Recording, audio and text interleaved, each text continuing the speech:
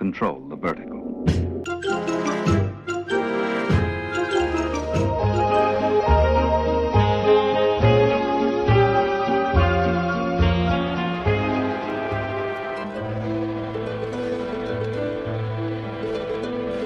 Welcome to Anthologic, the TV anthology podcast.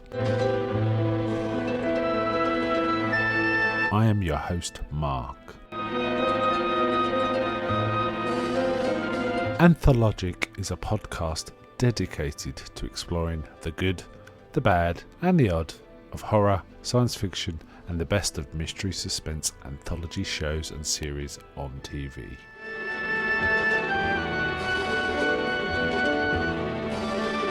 Join me as we slip through the cracks of reality to approach the extremes of experience, where we can peruse the stories and art of a sinister fairground of strange and wonderful rides.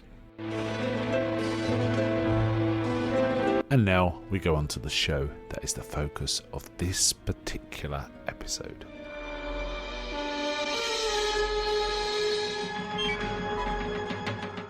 Welcome to this episode of Anthologic with your host Mark. Today I'm talking about possibly the oldest TV anthology series I'm ever going to talk about. I don't think there's one older than this. It's called Lights Out and it first aired in 1946. Other early ones include Suspense and Inner Sanctum, but they're all kind of inspired or copying, straightforward mimicking this format. Now, Lights Out actually started as a radio sort of drama, suspense, weird horror series. And I believe as a radio show, it started in 1934, which is quite amazing. So 1934, radio's earliest days. And it was extremely successful. So it kind of makes sense. And I have to say, Suspense and Inner Sanctum, which I also mentioned, were also radio dramas. And it kind of makes sense that at some point they considered, can we bring this to TV? You know, the new, fresh new medium getting into people's houses. And in fact, NBC commissioned a series of 4 episodes called Lights Out and aired them. So it first aired in 1946, specifically the 30th of June 1946, with quite an interesting episode from the sound of it. And unfortunately, I can't find this anywhere, so this is the one that I won't be doing. It's called First Person Singular, and apparently it's told from the point of view of a murderer, maybe. It received rave reviews and a lot of critical attention. And people thought it was one of the best dramas ever been on. It was like that good. But then the show didn't really go anywhere for a few years. And it was finally brought back in 1949. So 40, and it aired for 3 more seasons. So 4 seasons in all. So it aired from 40. There was that initial first season in 46, and then from 49 to 52 were 3 more seasons. It had less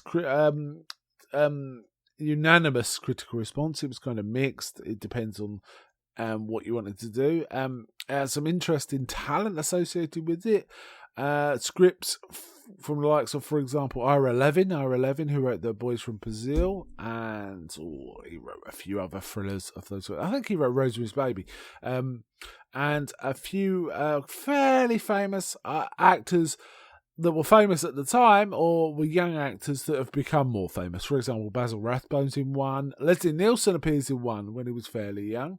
In fact, interestingly, his one was, I believe, a variant of an M.R. James story, the M.R. James story, the tractate Midos, which they adapted into an episode called The Lost Will of Dr. Rant. Other people that appeared in it were the likes of Anne Bancroft, Grace Kelly, Lee J. Cobb, Anthony Quinn, Veronica Lake, Boris Karloff. I mean, that's kind of, you wouldn't be surprised. Vincent Price, Eli Wallach, Jack Palance. That's the kind of pedigree we're talking about. However, a lot of episodes, unfortunately, have been lost to time, and there are some you can find on YouTube, but the quality is quite appallingly bad. And in fact, the one I'm going to be talking about is just about watchable. That's how grainy and horrible it is. I presume there was no recording mechanisms back then, so I guess it's from old TV studio tapes or something. Not sure. The one I'm talking about today is called Just What Happened, which was from season 3, episode 7. Just What Happened. Now, this is kind of an odd one. It stars John Howard. Not that famous, but even so, he's a reasonably decent actor, does a good job given the material. John Howard was probably famous for he was in Lost Horizon in, I think it was 36. He was in the Philadelphia Story with Katharine Hepburn in 1940. And it's interesting this because Grace Kelly, who played the same role that Katharine Hepburn developed in the Philadelphia Story, went on to play it in the musical version, High Society. So it's going to be interesting there. But yeah, a solid turn, I would say. And he went on to appear in all sorts of anthology drama series after this. So he must have made a reasonably decent impression. For example, Lights Out was one of his earliest ones. He did appear in before this in another anthology series called NBC Presents in 1949. This particular episode aired in 1950 though. I can't remember if I said the date actually, but it aired on the 9th of October 1950. But then he also went on to appear in such anthology series as, and these were more drama series, Bigelow Theatre, Slits, Playhouse of Stars, 4-Star Theatre, General Electric Theatre, a myriad others. Basically, almost all of them have got sponsors' name associated with them. A notable one that will be in our wheelhouse, I can't remember if I've covered an episode of this or not, is I think I have, Science Fiction Theatre, which ran actually, and it was in 2 different episodes, played 2 different characters of Science Fiction Theatre. So that's kind of cool. So this particular episode concerns itself with, well, ESP, levitation. Essentially, John Howard's character, who's called Harry Maddox, meets a guy who called Carlo, who keeps talking about he loves dreaming. He's obsessed. Flying. He's obsessed with kind of being able to fly, and he dreams about it, and he dreams himself into a state where he thinks, in my dreams I can fly, I think I know how to do it, and he goes off and sort of studies, and he believes the power of mind can overcome gravity, and he then later on joins up with Harry Maddox and sort of says, look, I'll show you, and demonstrates himself being able to levitate off of a couch into the air, just fly. A bit like a magician's trick kind of levitate, that kind of thing. Let down a little by the fact you can clearly see the wires when this happens, and it's kind of goofy looking. However, it's so super grainy, it's kind of hard to tell. The drama is stagey and very standard kind of acting mechanism you see in 40s films. It's weird because I always think when you watch older films, the 30s acting style seems a little more natural than the 40s for some reason. I always kind of feel that. It's very odd. Anyway, so it's got that. It's very dated. It's very dated. I mean, it did come out in 1950, but it's firmly in the 30s and 40s style of acting and drama. It's kind of really written to be on the nose. And the plot. Let me review the plot. The plot is a man falls to his death. There are 2 men and 1 woman in the room he was in. And one of the men is Harry Maddox. The man and the woman sort of say, no, it kind of slipped, and they make up a story.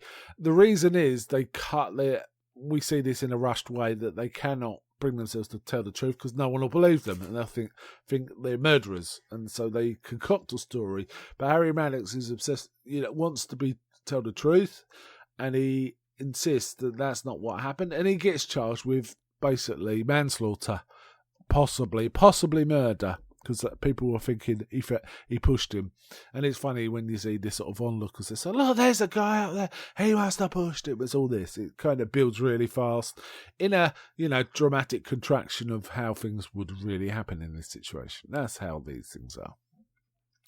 And essentially, he then goes on to tell the court about this man who believes he can levitate, then demonstrates levitation, and then he decides he's going to show exactly what it is. Now, while he's getting together to sort of explain that he can levitate for a second time, because he's already shown it to Harry Maddox, but he wants more witnesses, a woman turns up who I think is a friend of Harry Maddox. I'm not quite sure.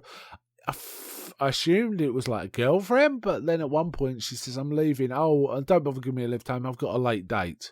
So it isn't a girlfriend, it's a friend. But she's extremely snarky to everyone, especially the other woman. She comments quite harshly on the dress, suggesting it's terrible and things like this.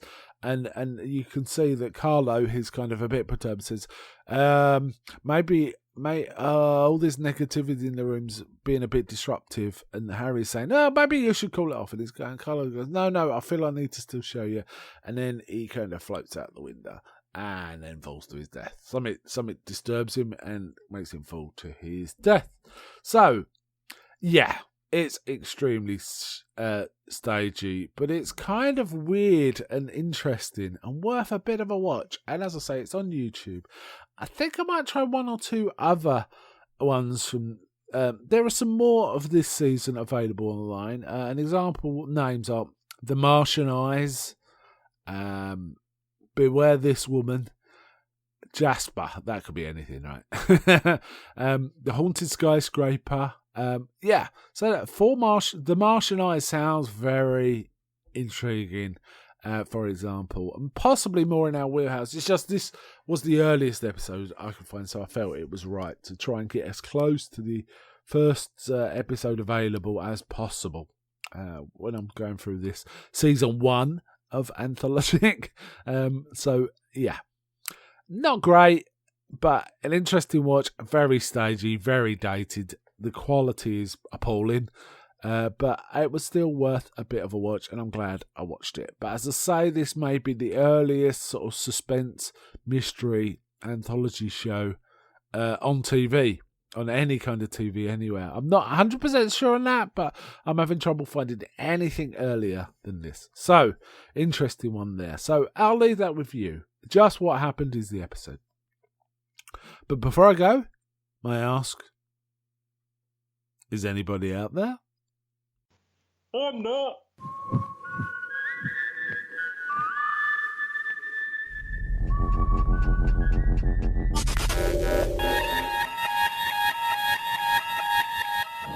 We now return control of your television set to you until next week at this same time, when the control voice will take you to